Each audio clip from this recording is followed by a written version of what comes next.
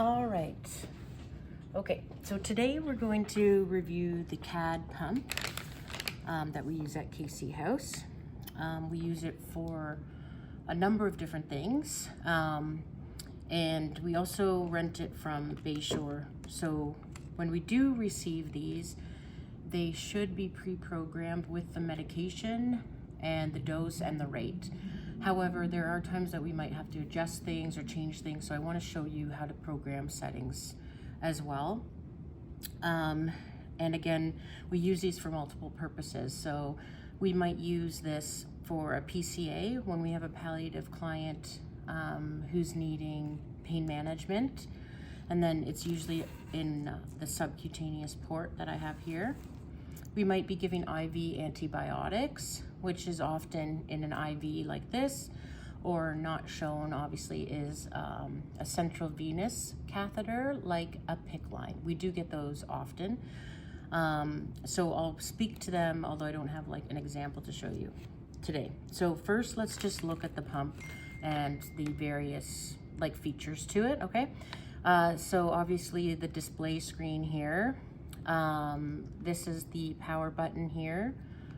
The latch that goes up and down, that's how you attach your cassette or your medication. There's a key, a lock key here you'll see. If you need a key because we're using narcotics to lock it, that key is found in the narcotic cupboard. We also have, it may ask you for an access code that is available from the charge nurse or myself, and it's also written in the medication room.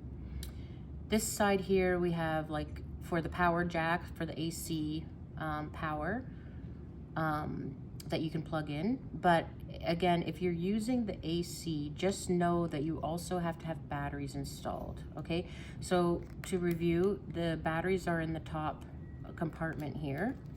So it's popping out, but anyway, so to open it, okay, I'm gonna turn counterclockwise and open the top. So in this case, this one has a rechargeable battery pack in it, but it also will hold 4 AA batteries.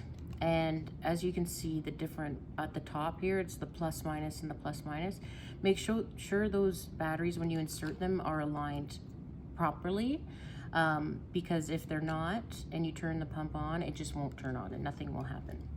And you'll be like, why isn't the pump working? I just put in new batteries, and it's because they're not placed properly. So just retry that. Another good troubleshooting piece, unrelated, but another troubleshooting thing that you could try if the pump is giving you some problems, not working, whatever, replace the batteries, and a lot of times that works. I find that the batteries, when we use the AA's, they just don't last very long.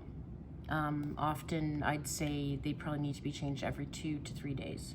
Okay, so here's the display.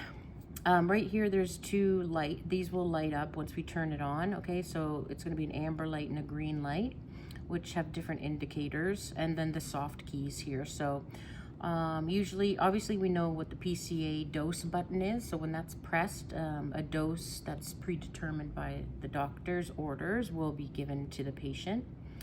In our facility, we do have a policy and procedure document that allows the nurse or the family member to press the PCA dose in the event that the palliative client is quite ill and near end of life and unable to do it themselves, but they are in discomfort. Okay, that's not at all hospitals. So, but here that's what we do.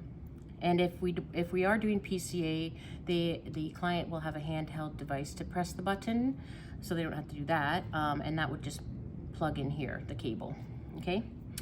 And then the start-stop key, I think that's pretty obvious, and then there's the soft keys here. These tend to be like yes or no tasks. They will help you find different menu items, and a help button when you might have like an alarm, and the help button shows up here. You can use that to navigate different scenarios for problem solving. And then obviously the up and down can help you select, search the menu and then use the select button to select. If you're changing like the dose of a medication or some other parameter, these up and down arrows will do that as well. So if I want to change the dose from 0.2 to 0.4, I would be using these to make that happen. Okay, so that's enough of that. Let's turn it on. So I'm going to just press the power button and we wait as it kind of warms up and does its thing. Of course, it doesn't work when I pressed it this one time. There we go. I pressed it a bit harder. So you'll see the indicator lights kind of flashing, getting warmed up. The screen is warming up, and now you'll hear 6 beeps. Okay, those 6 beeps sort of are your indication that the pump is working and in good working order. If something weird happens where you don't hear those beeps and the screen says like that it's not connected to something, I've never seen that happen, but if it does, just turn it off and back on again, and usually that fixes it. If it really is broken, then we'll have to get a new one. Okay, so I'm glad that just happened. So the screen went blank. It does not mean that this is shut off. It's just saving power by turning the screen off. You can know that because you'll see here the amber light is still flashing, so we know that the pump is on. If the green light was on and the screen was blank, we would know that the pump was still on and working, and the green would indicate that the actual medication is infusing. So you can press any button except for the PCA dose button to get the screen to come back on. And now you'll see it's ready to begin because this has been preset to a certain medication order. So that's it for the boring stuff. Then let's look further at the display. I think I'm just gonna have to change my position here.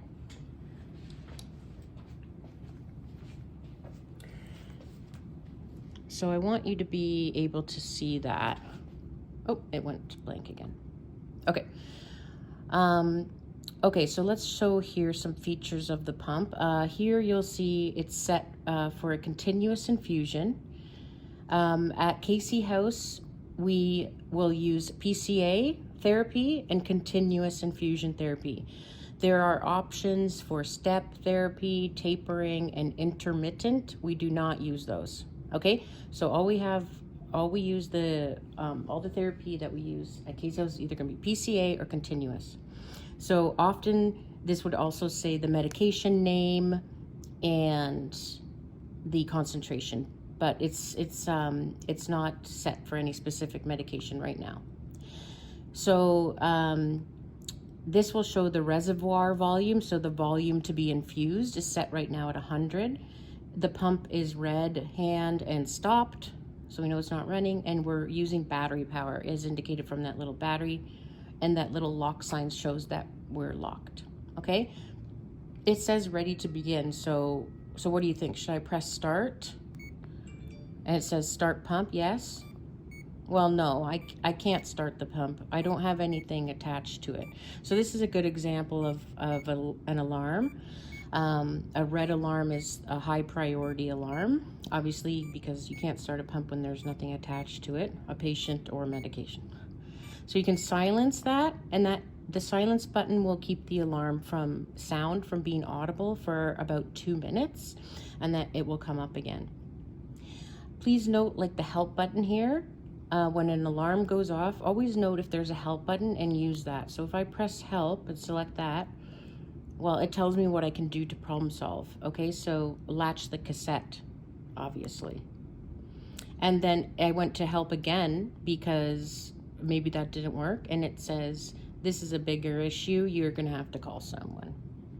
Okay, so I can now acknowledge that I don't have the cassette attached, and then we will do that and go through priming the pump together.